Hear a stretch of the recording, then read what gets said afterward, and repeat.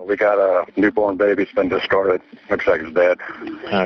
You knew that you were pregnant, right or wrong? For sure, for a complete fact, no. I did not know completely, absolutely, positively. You realize that we have your computer. That's not my computer. I didn't really have much concern for the baby. I was more concerned about my well-being and taking care of myself. Then they turned over like pictures, and I really hope they're not trying to show pictures in the courtroom. And here I go.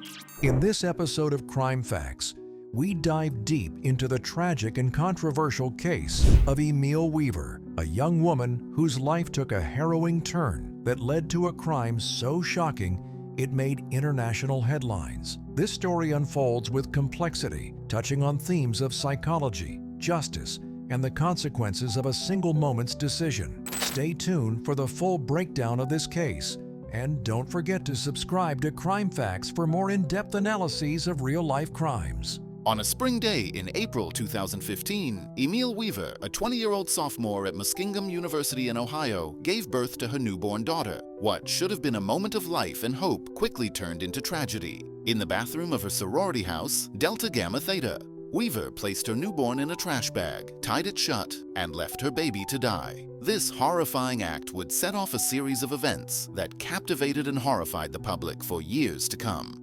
Born in 1995, Emil Weaver had a troubled upbringing. She described her childhood as fraught with loss and instability. Her father died when she was just a child, and her mother was largely absent. By the time she was 11, Weaver said she felt like she had stopped truly living. She navigated life on what she described as autopilot, leading up to the events that changed her life forever. By 2015, Weaver was a student at Muskingum University. Friends and sorority sisters reported mixed observations about whether Weaver was aware of her pregnancy. Some suspected, others claimed ignorance. What is clear is that Weaver did make an attempt to end her pregnancy, but a snowstorm thwarted her plans. This left her to carry the child to term. On April 22, 2015, Weaver gave birth alone in the sorority house bathroom.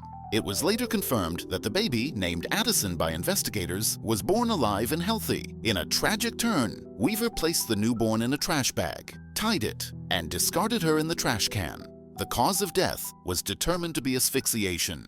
The crime was uncovered after the baby's body was found, sparking an investigation that would dominate headlines. Weaver was arrested on July 22, 2015, and later indicted by a Muskingum County grand jury. Her trial began in May 2016, where she faced charges of aggravated murder, abuse of a corpse, and 2 counts of tampering with evidence. During the trial, the prosecution painted a chilling picture of a young woman who knew what she was doing. The evidence was damning. The baby had been alive at birth. Weaver's actions, they argued, were deliberate. Prosecutor Ron Welch, who would later play a pivotal role in Weaver's resentencing hearings, described the act as one of the most senseless crimes imaginable. The defense, on the other hand, argued that Weaver was overwhelmed and not in a rational state of mind. They presented her as a young woman who had experienced significant trauma and was unable to fully comprehend the gravity of her actions. But this defense wasn't enough to sway the jury. Weaver was found guilty on all counts and sentenced to life without the possibility of parole. For many, the case could have ended there, but Emil Weaver's story was far from over. Her legal team embarked on a nearly decade-long journey to appeal her sentence, arguing on several fronts. Among their claims were that Weaver had received ineffective counsel during her trial,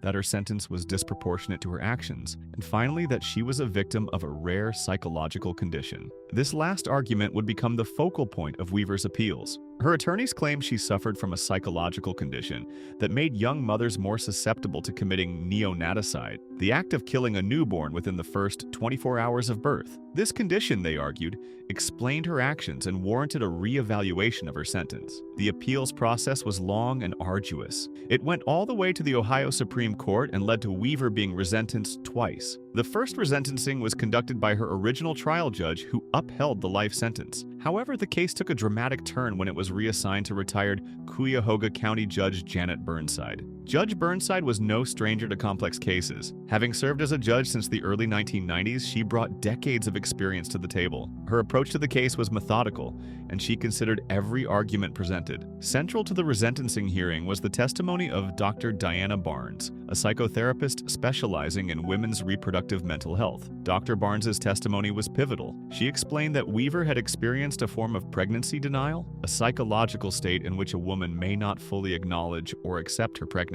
This condition, Barnes argued, could explain Weaver's contradictory behavior during her pregnancy and immediately after giving birth. The prosecution, led once again by Ron Welch, fiercely challenged Barnes' testimony. Welch questioned the validity of the science behind pregnancy denial and neonaticide, arguing that it could create a dangerous precedent. He pointed out inconsistencies in Weaver's behavior, such as her referring to her child as a baby, yet claiming she didn't fully accept that she had given birth until after the child's funeral. Despite these challenges, Barnes' testimony seemed to resonate with Judge Burnside. She also considered other factors, including letters from supporters and a fellow inmate who described Weaver as redeemable. These perspectives, combined with the defense's argument that Weaver posed little risk of reoffending, influenced Burnside's decision. On the day of sentencing, Judge Burnside outlined her reasoning in detail. She acknowledged the heinous nature of the crime but also emphasized the importance of proportional sentencing. She noted that the law requires judges to consider factors such as the likelihood of recidivism and the burden on state resources. In a moment that brought tears to Weaver's eyes, Judge Burnside announced the new sentence: life with the possibility of parole after 20 years. This means Weaver, who has already served more than 8 years, could be released in 2035 at the age of 40. The decision was met with mixed reactions. Supporters of Weaver's reduced sentence argued that it reflected a nuanced understanding of the psychological factors at play. Critics, however, viewed it as a miscarriage of justice. Prosecutor Welch expressed disappointment, stating that the reduced sentence had robbed Addison of the justice she deserved. This case raises important questions about the intersection of psychology and the law. Can psychological conditions like pregnancy denial truly explain actions as severe as neonaticide? Should they mitigate sentences for such crimes? And how do we balance the need for justice with the possibility of rehabilitation? For Emil Weaver, the journey is far from over. While she now has a chance at freedom, she will carry the weight of her actions for the rest of her life. As she said during her resentencing hearing, "Every day is a life sentence for me. I was broken by the time I was 11 years old. One decision could have made a difference, but unfortunately that was too late for Addison." This tragic case serves as a stark reminder of how a single moment can alter lives forever.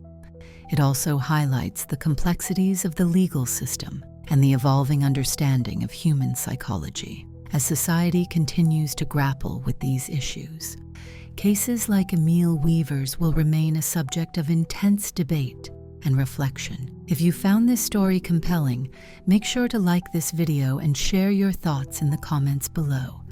And don't forget to subscribe to Crime Facts for more stories that uncover the darker side of human nature. Stay safe, and we'll see you in the next episode.